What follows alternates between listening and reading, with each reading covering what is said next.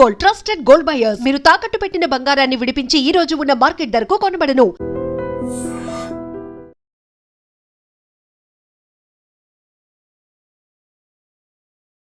Welcome to I dream. నేను దేశ్రీ. రాను రాను ప్రీ వెడ్డింగ్ షూట్ పిచ్చి ముదిరిపోతోంది. ఒకవైపు ఇది ప్రమాదాలకు కూడా కారణమవుతూ ఉంటే మరోవైపు ఈ ప్రీ వెడ్డింగ్ షూట్ పేరిట అశ్లీలత కూడా పెరిగిపోతోంది. మరి ముందు ముందు ఈ ట్రెండ్ ఎట్టిపోతోంది? ఇదే ఇవాల్టి మన టాపిక్. మనతో మాట్లాడడానికి motivational speaker, public speaker and family counsellor Rajanirama గారు ఉన్నారు. మాట్లాడదాం. నమస్తే అమ్మ. నమస్తే ఉదయ. పెళ్ళి అంటే ఎంతో హ్యాపీగా చేసుకుంటారు. సో అందులో హల్దీ, మెహందీ ఇవన్నీ కూడా మనకి common. So pre wedding shoot కూడా యాడ్ అయింది. బాగుంది. ఇది ఇట్లా ముందు కలుసుకోవడం, షూట్స్ చేసుకోవడం అంతా బాగుంది. కానీ ఎట్లా అంటే అది అంటే ఏదైనా కానీ అతి మంచిది కాదు అంటారు. వీళ్ళు ఏదో బీచ్లోకి వెళ్ళి ప్రమాదం బారిన పడడము, లేకపోతే అంటే ప్రాణాల మీదకి తెచ్చుకోవడము, ఈ షూట్స్ పేరిట అందంగా బ్యూటిఫుల్గా రావాలి అనే పిచ్చిలో వాళ్ళు ఏం చేస్తున్నారో అండ్ ఆ వీడియోగ్రాఫర్స్ ఏం చేయిస్తున్నారో కూడా వాళ్ళకి తెలియట్లేదు. బ్లైండ్గా ఇంకంతే బెస్ట్గా రావాలి, వ్యూస్ రావాలి, అందరూ చూసి మెచ్చుకోవాలి అని. కానీ ఏంటి అంటే మరీ ఇంత అవసరమా? ప్రాణాల మీదకి తెచ్చుకోవాల్సిన అవసరం ఉందా? ఒకవేళ ఇదే అండ్ పిచ్చి పిచ్చిగా ఇంతకుముందు మనకు పెళ్ళి అయ్యేంత వరకు టచింగ్స్ అవన్నీ ఉండేవి కాదు. సో ఇప్పుడు అంతా ఓపెన్గా వీడియో తీసి అండ్ పెళ్ళిలోనే పెడుతూ ఉన్నారు. సో అది కూడా ఓవర్ అవుతూ ఉన్నట్టు అనిపిస్తుంది. యాజ్ ఏ మోటివేషనల్ స్పీకర్గా మీరేమంటారు ఈ కల్చర్ని? అసలు ఇది ఒకప్పుడు తెలియదు, ఎవరికి తెలీదు. లాస్ట్ 10 years 12 years నుంచి ఇది బాగా ప్రాచుర్యంలోకి వచ్చింది.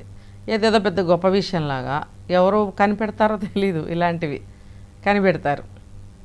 ఈ కెమెరామెన్స్ కూడా తీసే షూట్ చేసే వాళ్ళు కూడా కొత్త కొత్త థీమ్స్ కనిపెట్టి మనకు చెప్తూ ఉంటారు. ఆ లొకేషన్స్ బాగుంటాయండి, అక్కడికి వెళ్దామండి, ఇక్కడికి వెళ్దాం. కొంతమంది లొకేషన్ వాళ్ళే సెలెక్ట్ చేసుకుంటారు. ఎవరికైతే మ్యారేజ్ అవుతుందో వాళ్ళే సెలెక్ట్ చేసుకుంటూ ఉంటారు. అసలు పెళ్ళంటే ఒకప్పుడు పెళ్లి చూపులు కూడా ఉండేవి కాదు. తర్వాత కాలంలో అమ్మాయి అబ్బాయి పెళ్లి చూపులు నచ్చటము, ఆ చిన్న ఒక ముచ్చట అనేది ఒక ఏమంటారంటే ఒక స్వీట్ మెమరీగా ఉండేది. అది తర్వాత రూపాంతరం చెంది ఆ పెళ్లి చూపులు, నేనైతే ప్రీ వెడ్డింగ్ని పెళ్లి చూపులు అనే అంటాను. ఇప్పుడు ఎక్కువగా లవ్ మ్యారేజెస్ చేసుకుంటున్నారు కదా దాదాపుగా.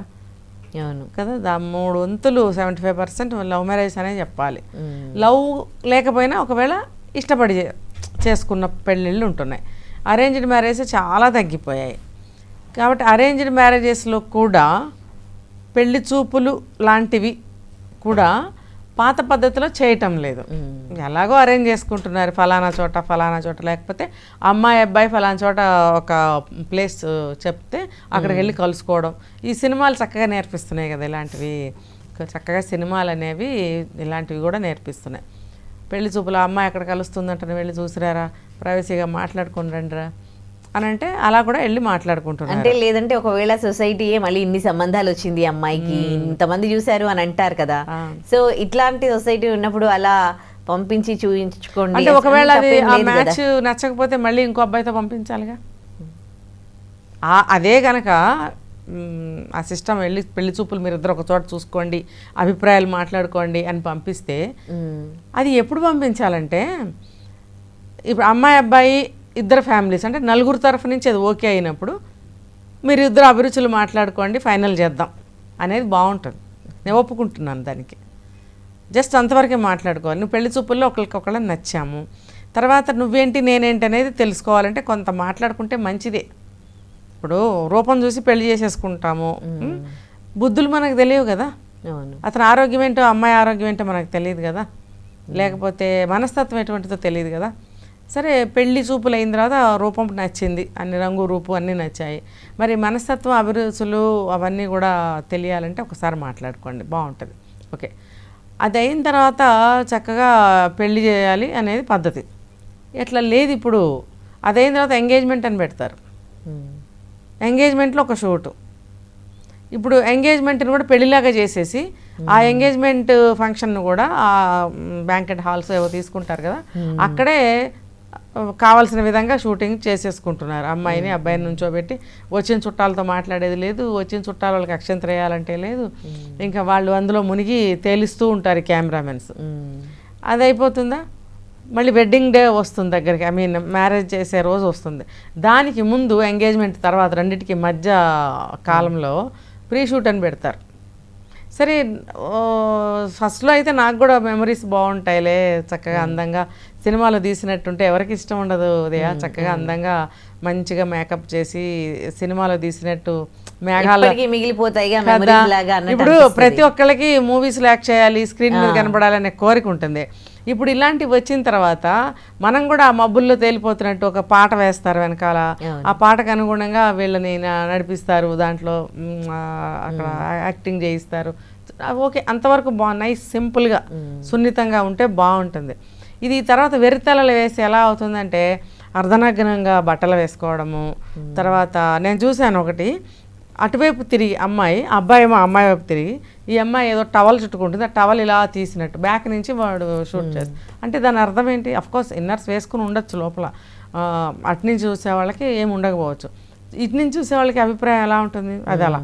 తర్వాత ఇదంతా నాక్డ్గా కనిపిస్తూ ఉంటుంది, కాళ్ళు నెక్ ఇవన్నీ. అంటే నువ్వు పెళ్ళికి ముందే ఆ అబ్బాయి ముందు అలా నుంచున్నావు అని యువతల వాళ్ళు అనుకుంటారు కదా, యువతల వాళ్ళు అనుకోరా? ఇప్పుడు అలా అనుకునే విధంగా వీళ్ళు ఎందుకు చెప్పాలి, వాళ్ళు ఎందుకు ఫోటోలు తీయించుకోవాలి? ఇంకా ఇంకో దాంట్లో చూసా, ఆ అమ్మాయిని తల కిందకి పెట్టి 2 కాళ్ళు తన భుజం చుట్టూ వేసుకుని నడుం చుట్టూ చేతులు పట్టుకుని నుంచున్నాడు అబ్బాయి. అదేం ప్రీ షూట్? దేనికి అది దేనికి? ఓకే, సముద్ర తీరాలకు వెళ్తారు.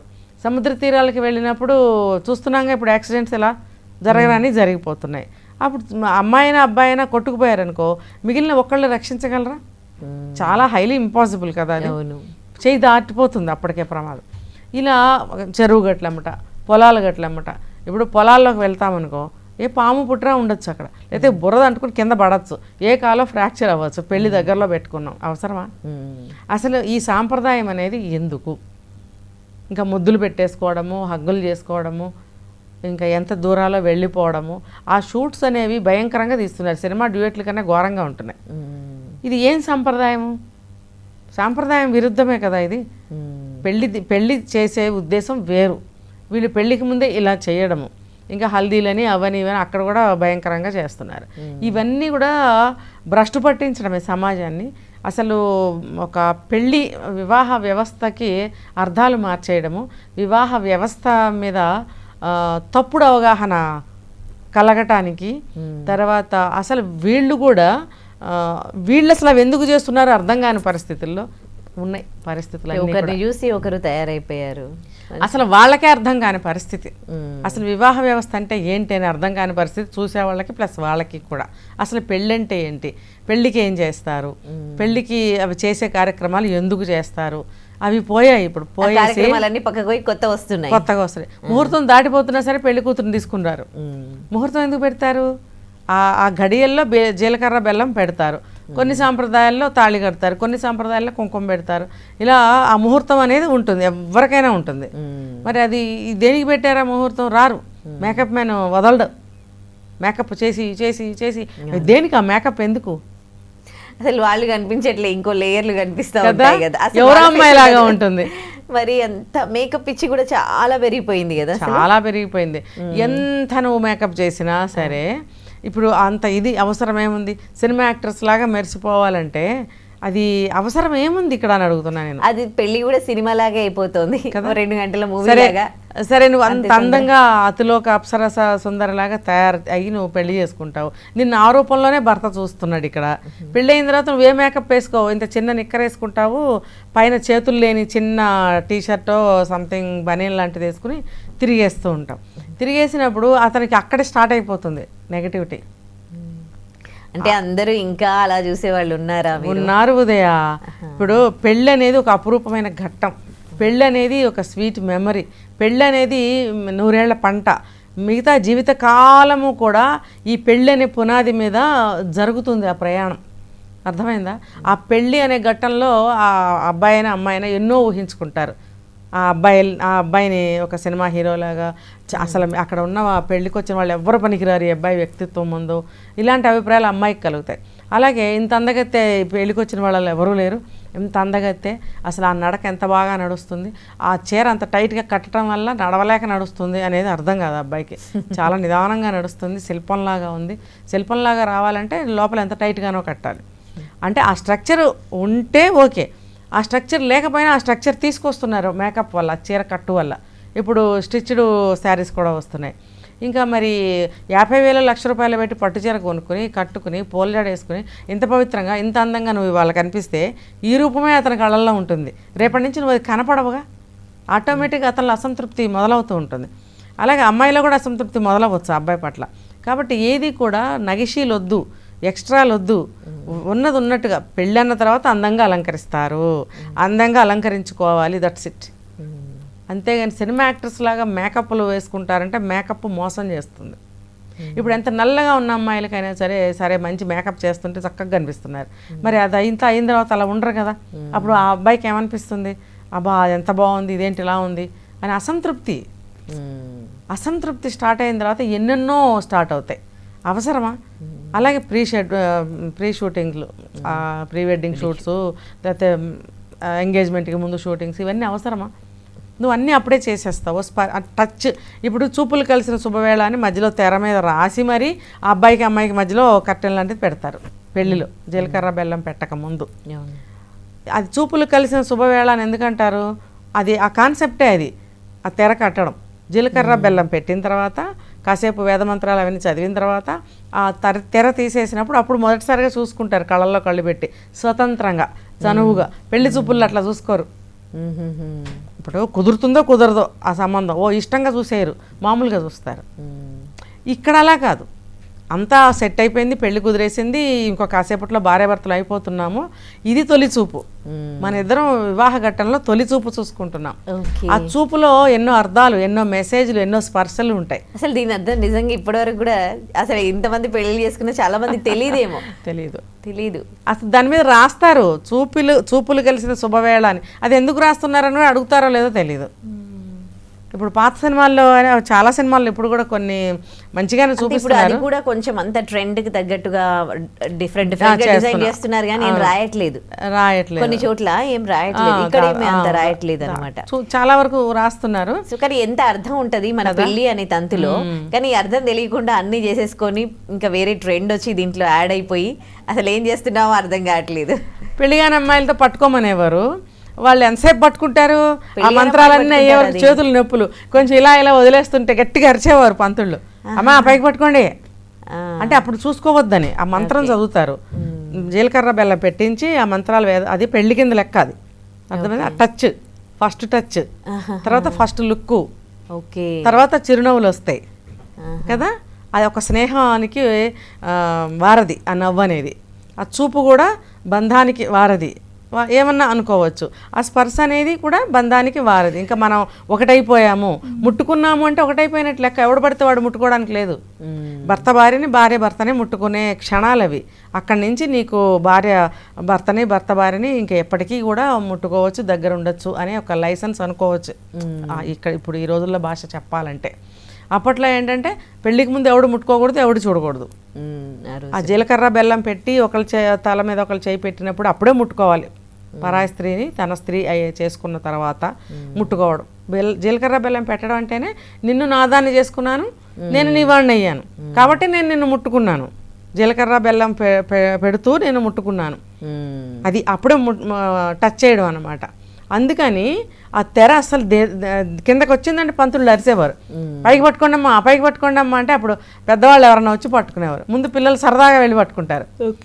మరి ఇప్పుడు అసలు అర్థాలే తెలియవు, ఎందుకు పట్టుకుంటున్నామో తెలియదు. అది కిందకి అది ఆ తెర కూడా అప్పట్లో చాలా దుప్పటి బెడ్షీట్ వేసి పట్టేవారు.